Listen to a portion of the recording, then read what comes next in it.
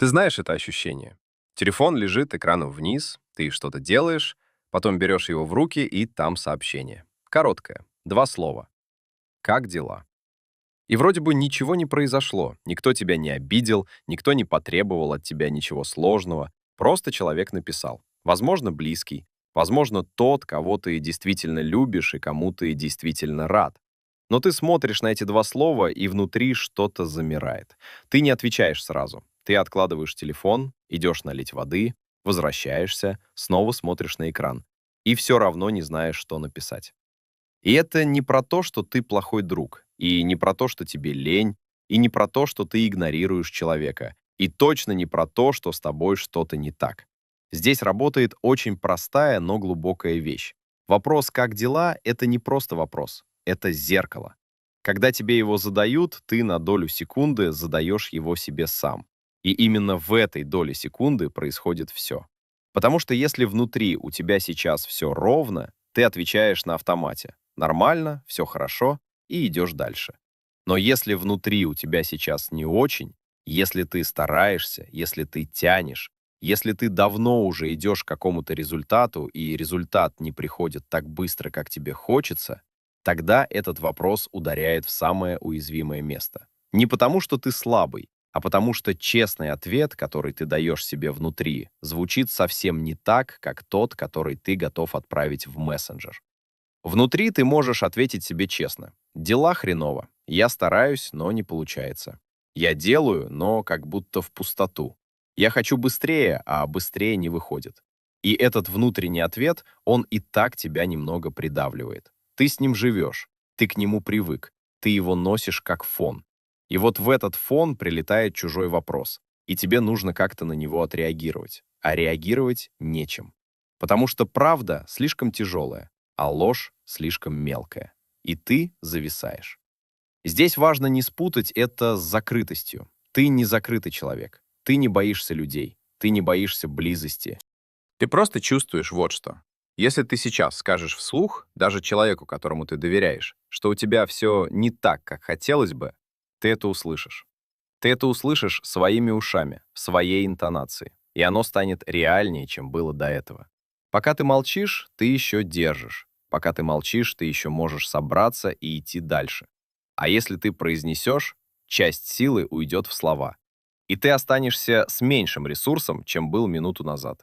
Это не гордость, это не поза сильного человека, это инстинкт самосохранения. Есть люди, которые восстанавливаются, когда рассказывают. Им от этого становится легче. Они выговариваются, и напряжение уходит. Для них разговор — это разгрузка. А есть люди, которые восстанавливаются, когда доносят, когда справляются, когда получают результат и приходят с ним.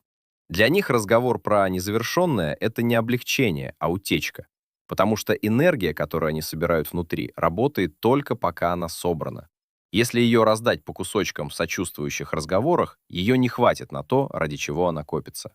Ты, скорее всего, из второго типа. И это не хуже и не лучше. Это просто твой способ идти. И если у тебя в жизни было так, что тебя ценили за результат, за то, что ты сильный, за то, что на тебя можно положиться, за то, что ты тянешь, то внутри у тебя давно зафиксировалось. Показывать процесс нельзя. Показывать можно только готовое. Процесс — это зона, где ты еще не уверен, где еще не получается, где еще больно. И пускать туда кого-то, пока ты сам там не разобрался, значит ослабить себя в самый уязвимый момент. Ты научился это не делать. Не потому, что ты холодный, а потому, что ты понял, пока идешь, говорить нечего. Когда дойдешь, тогда и расскажешь. И снаружи ты действительно сильный. Тебя уважают. Тебя считают тем, у кого все получается. И ты не врешь им. Просто ты им показываешь ту часть, которая уже собрана. А ту часть, где ты еще не справился, где ты стараешься, где ты хочешь быстрее, а жизнь говорит тебе «подожди», ты оставляешь себе. И это твое право. Вопрос «как дела?» попадает ровно в стык между этими двумя частями. Ответить снаружи значит соврать самому себе. Ответить изнутри значит впустить чужого человека в то место, где ты еще не готов. И ты не делаешь ни того, ни другого. Ты просто молчишь.